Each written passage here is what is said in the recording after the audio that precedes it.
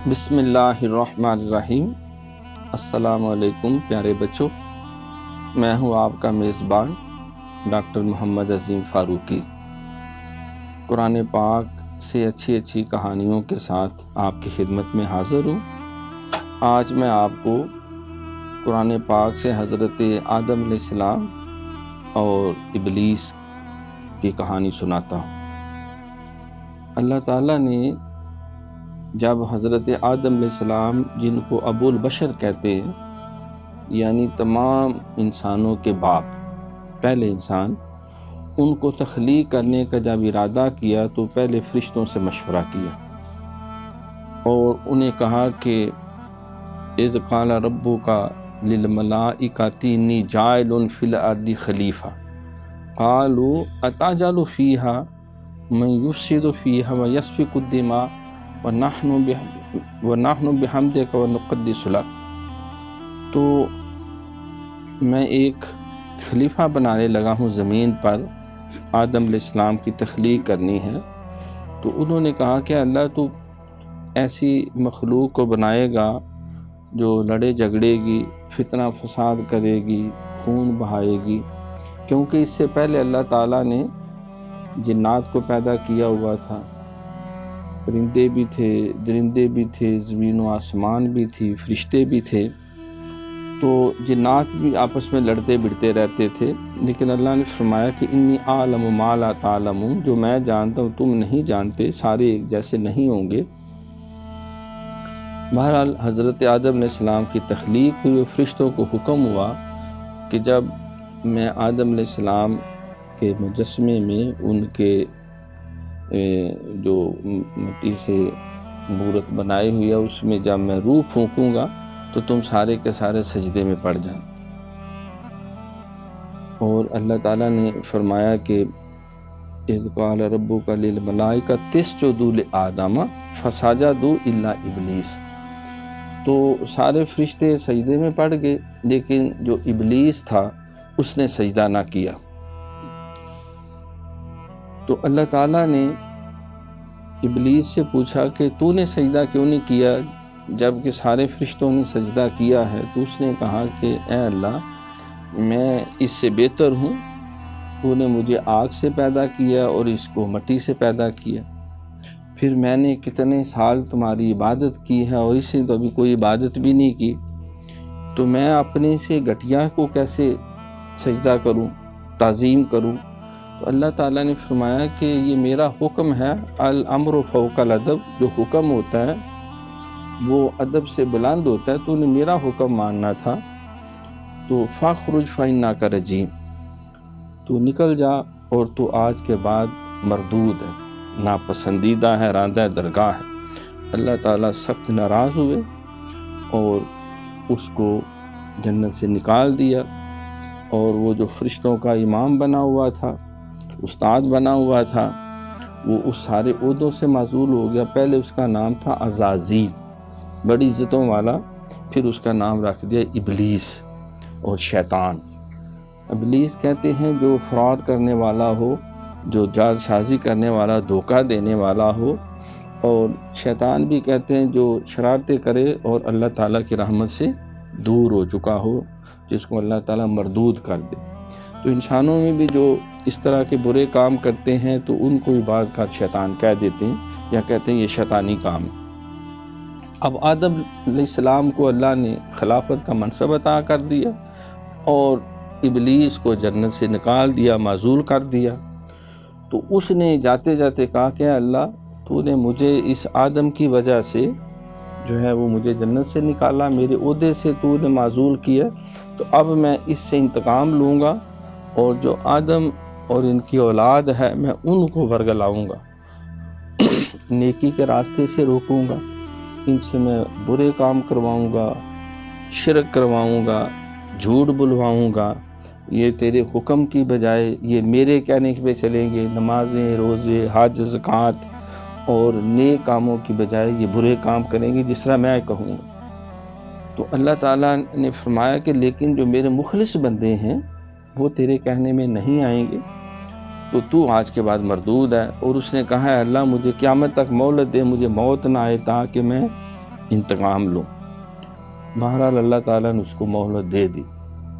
کہ تو اپنا شوق پورا کر، اور میرے جو نیک بندے ہیں وہ تیرے بہکاوے میں نہیں آئیں۔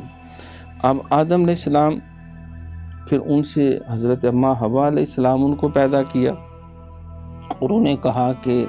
یا آدم اسکن انت وزوجک الجنہ وکلا منہا راغدا حیث شئتما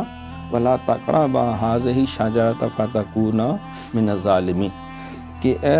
آدم تم اور تمہاری بیوی جنت میں رہیں اور ساری نعمتیں اور پھل کھائیں، جہاں سے جی چاہیں نعمتیں کھائیں، فرشتے بھی خدمت کے لیے حاضر ہیں، لیکن ایک درخت ہے اس کے قریب نہ جانا، کیونکہ اگر اس کے قریب جاؤ گے تو میں ناراض ہو جاؤں گا، فتکونا من الظالمین، تم حد سے بڑھنے والوں میں شامل ہو جاؤ گے۔ اب اللہ تعالیٰ نے حکم تو دے دیا، اب حضرت آدم علیہ السلام اور حوا علیہ السلام جنت میں رہتے، اللہ کی نعمتیں کھاتے، فرشتے بھی خدمت کرتے، تو شیطان نے پھر ان کو ورغلایا، ان میں دل میں وسوسہ ڈالا اور کہا کہ اللہ تعالیٰ نے تمہیں درخت کا پھل کھانے سے منع نہیں کیا، قریب جانے سے منع کیا، اور ساتھ یہ بھی ان کو جھانسا دیا کہ اللہ نے اس لیے منع کیا کہ اگر تم یہ پھل کھاؤ گے تو پھر ہمیشہ جنت میں رہو گے، نہیں تو اللہ نے تمہیں جنت سے نکال دینا، زمین پہ بھیج دینا، وہاں تو بڑی محنت اور مشقت کرنی پڑتی۔ تو ساتھ اللہ کی قسم بھی کھائی، اماں حوا کو پہلے زیادہ ورغلایا، انہوں نے حضرت آدم علیہ السلام سے کہا کہ چلو ہم چپکے سے تھوڑا سا پھل کھا لیتے ہیں، ہمیشہ بھی جنت میں رہیں گے۔ پھل کھانے کی دیر ہے تو اللہ تعالیٰ ناراض ہو گئے، اور ان کے سطر بھی عیاں ہو گئے، ننگے ہو گئے، اور جنت کے پتوں سے اپنے جسم چھپانے لگ گئے۔ پھر انہیں بڑا افسوس ہوا، اللہ کے آگے بڑی معافی مانگی، معذرتیں کی، لیکن اللہ نے فرمایا کہ شیطان نے غلط کام کیا، نافرمانی کی، میں نے اس کو بھی سزا دی، تم نے غلط کام کیا تو تمہیں بھی اب سزا تو ملے گی، قانون تو سب کے لیے یکساں ہوتا ہے، تو لہٰذا ان کو نکال دیا تھا، تمہیں بھی اب جنت سے جانا پڑے گا، پھر دنیا میں جاؤ گے، میں پھر تمہیں ہدایات دوں گا، تمہیں احکامات دوں گا، تو پھر اگر اس کے مطابق تم زندگی گزارو گے اور نافرمانی نہیں کرو گے، میری عبادت کرو گے، نمازیں بھی پڑھو گے، روزے بھی رکھو گے، حج زکوٰۃ کا بھی کرو گے، سچائی کی راہ پہ بھی چلو گے، امانت، دیانت، صداقت، شرافت، صبر، شکر، توکل، شرم و حیا اور عفت قلب و نظر اور پاکیزگی کا رستہ اختیار کرو کہ جھوٹ سے، شراب سے، جوئے سے، برے کاموں سے، شرارتوں سے، سود سے، حرام خوری سے اپنا دامن بچاؤ گے، تو پھر میں تمہیں دوبارہ جنت عطا کر دوں۔ اب جو ہے تمہیں آزمائش کے لیے دنیا میں بھیج دیا گیا، آدم علیہ السلام کو ہندوستان کے علاقے سرندیب میں بھیج دیا، اور اماں حوا کو سعودی عرب کا جو جدہ ہے وہاں بھیج دی۔ اب تقریباً یہ 300 سال بچھڑے رہے، روتے رہے، دعائیں مانگتے رہے، ربنا ظلمنا انفسنا وَإِن لَّمْ تَغْفِرْ لَنَا وَتَرْحَمْنَا لَنَكُونَنَّ مِنَ الْخَاسِرِينَ، اے اللہ ہم غلطی کر بیٹھے، اپنی جانوں پہ کوتاہی ہوگی، اگر تو نے معاف نہ کیا، ہمیں نہ بخشا تو ہم تو بڑا گھاٹا پانے والے۔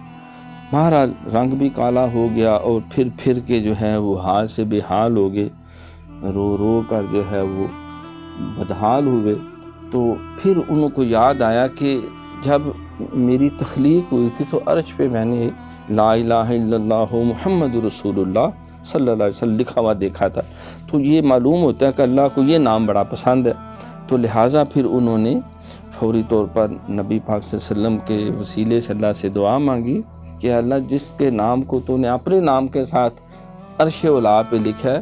اس کے صدقے سے ہمارے گناہ معاف فرماؤ، غلطی معاف فرماؤ۔ اللہ نے معاف کر دیا، اور پھر میدان عرفات جو ہے وہاں ایک جبل رحمت ہے، ایک پہاڑ ہے چھوٹا سا، جہاں حاجی جاتے ہیں 9 ذی الحج کو وقوف عرفات کرتے ہیں، وہاں پھر ان دونوں کی ملاقات ہوگی، اور پھر اللہ تعالیٰ نے کہا کہ تم روزے رکھو۔ انہوں نے چاند کا 13، 14، 15 کا، ایام 20 کے روزے رکھے، ان کا رنگ دوبارہ چٹا ہو گیا۔ اللہ نے جو ان کو علوم سکھائے تھے، مختلف پیشے سکھائے تھے، پھر انہوں نے کھیتی باڑی شروع کی، اللہ کے حکم سے خانہ کعبہ کو بنایا، پھر وہ نیکی کی راہ پہ چل پڑے، اللہ نے پھر ان کو اولاد دی، پھر اور اولاد دی، اللہ تعالیٰ نے آدم علیہ السلام اور اماں حوا علیہ السلام کی زندگی میں ان کے پوتوں کی اور آگے پڑپوتوں کی آگے ان کے تقریباً 40,000 آپ کی آل اولاد جو ہے اللہ تعالیٰ نے ان کو عطا فرمائی۔ تو پھر اللہ رب العالمین کہ وہ نیکی ہدایتی راہ پہ چلے اور انہوں کو پھر ایک جانشین عطا کیا حضرت شیش علیہ السلام، اور ساتھ یہ بھی کہا کہ آئندہ اپنی اولاد کو بھی بتاؤ کہ شرک نہیں کرنا، ظلم نہیں کرنا، اللہ کی نافرمانی نہیں کرنی، جو اس راستے پہ چلے گا تو وہ پھر جنت کا حقدار بنے۔ تو پیارے بچوں، ہمیں اس سے یہ سبق ملا کہ اللہ تعالیٰ کی نافرمانی سے بچنا چاہیے۔ دوسرا یہ بھی سبق ملا کہ اگر غلطی ہو جائے تو پھر شیطان کی طرح اکڑ نہیں جانا چاہیے، بلکہ آدم علیہ السلام کی طرح معافی مانگ لینی چاہیے، معذرت کر لینی چاہیے۔ اللہ تعالیٰ غفور و رحیم ہے، اللہ معاف فرما دیتا ہے۔ ہمیں یہ بھی سبق ملا کہ شیطان انسان کا دشمن ہے، انہ لکم عدو مبین۔ ہمیں شیطانی راستے پہ نہیں چلنا چاہیے۔ شیطان کا راستہ کون سا ہے؟ نمازیں نہ پڑھنا، حج نہ کرنا، روزے نہ رکھنا، زکوٰۃ نہ دینا، جھوٹ بولنا، فراڈ کرنا، لوگوں پہ ظلم کرنا، اللہ کی، رسول کی، اپنے ماں باپ کی، بڑوں کی بات نہ ماننا، اور ظلم و زیادتی کرنا، شرابیں پینا، جوے کھیلنا، جن جن کاموں سے اللہ نے منع کیا تو ہمیں اس سے باز رہنا چاہیے، اور جن کاموں کا حکم دیا تو اس کے اوپر عمل کرنا چاہیے۔ پھر اللہ تعالیٰ دنیا میں بھی انسان کو کامیاب کرتا ہے اور آخرت میں بھی اس کو کامیاب کر کے جنت عطا فرمائے گا۔ تو پیارے بچوں، آج ہم نے حضرت آدم علیہ السلام اور ابلیس جو ہے اس کی کہانی جو قرآن پاک میں جگہ جگہ بیان کی گئی وہ میں نے آپ کو سنائی۔ انشاءاللہ تعالیٰ اگلے پروگرام تک کے لیے اپنے میزبان ڈاکٹر محمد عظیم فاروقی کو اجازت دیجیے۔ اللہ حافظ۔